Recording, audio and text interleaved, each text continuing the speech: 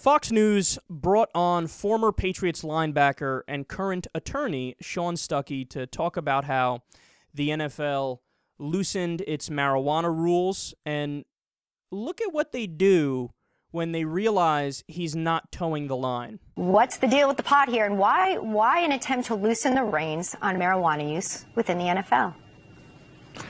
Well, the NFL understands that they have a problem here.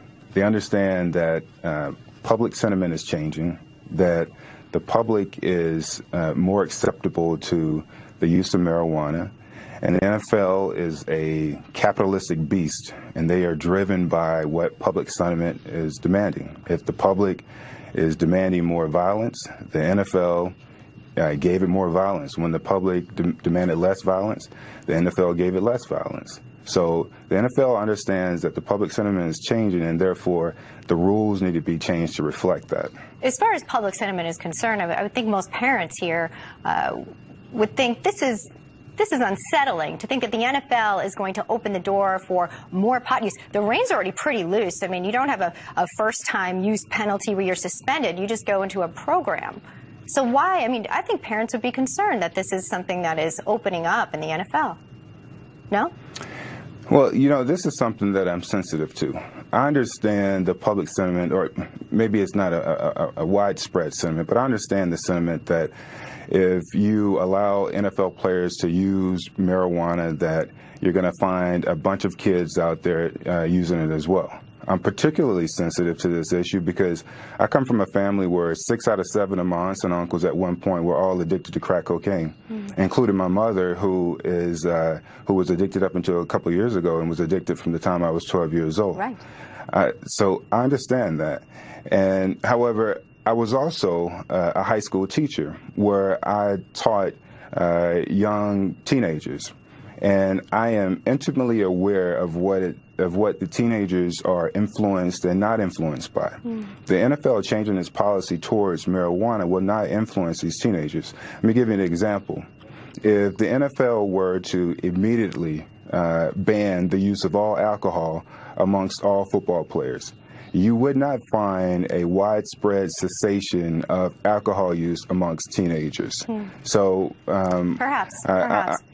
You know, Sean, I think your story is so interesting, and you have a unique perspective, both as player, attorney, and just with your personal background there. You know, I think the concern is, hey, how can you say we're working on brain health and let more pot be used? And the kid debate is certainly there. Thanks for being with us.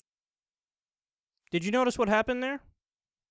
Abruptly cut off the interview when he said something reasonable and disagreed.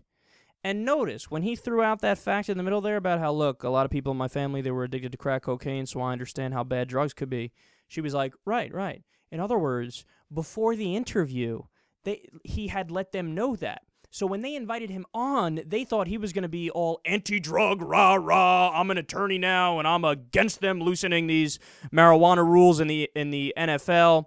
And then when they realized that he didn't do that and that he gave a reasonable argument and said, look, I mean, just because they loosen the marijuana rules doesn't mean that kids are going to fucking start smoking during second period in social studies.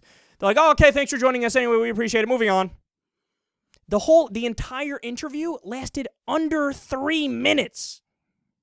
And also, did you notice that was strange that Elizabeth Hasselbeck was almost laughing at him there? The look on her face? What was that? It was like, why are you laughing? What was it? The point that he made was good, and on Fox News that evokes laughter? I mean, that might be it. Who knows? And then also, let me give you some facts here on the rules change. Quote, the NFL's new renegotiated drug policy was expected to have a higher threshold for marijuana in the bloodstream, bringing it in line with the World Anti-Doping Agency. So in other words, beforehand, the NFL rules were stricter than the World Anti-Doping Agency. And now they're just simply bringing it in line with the World Anti-Doping Agency. I mean, look, that's Fox News 101 right there. If you say something that doesn't toe the line, we'll abruptly cut off the interview and move on. They did it with, remember the guy who they invited on who they thought was going to bash Obama over Benghazi? And he said, you realize how many Benghazis there were under Bush? 13. They abruptly cut off the interview. I think that interview lasted like under a minute and 30 seconds or something crazy like that. It looks like they did the same thing here. And final thing I'll throw out there about this, Elizabeth Hasselbeck, her counterpoint when he mentioned, look, public sentiment is changing on marijuana. Her counterpoint was, well, if you talk to parents, I bet they're against it. As if we should make policy based on just what parents think. And by the way, I don't even know if that's true. But the overall public, so in other words, the group we should more care about over specific subsections of the population, like just parents, about 59% of the American people want to legalize marijuana now on a federal level. So you don't want to argue that, public opinion point, Elizabeth, because you lose that debate all day long. But Fox News, cutting off arguments they disagree with. No surprise there.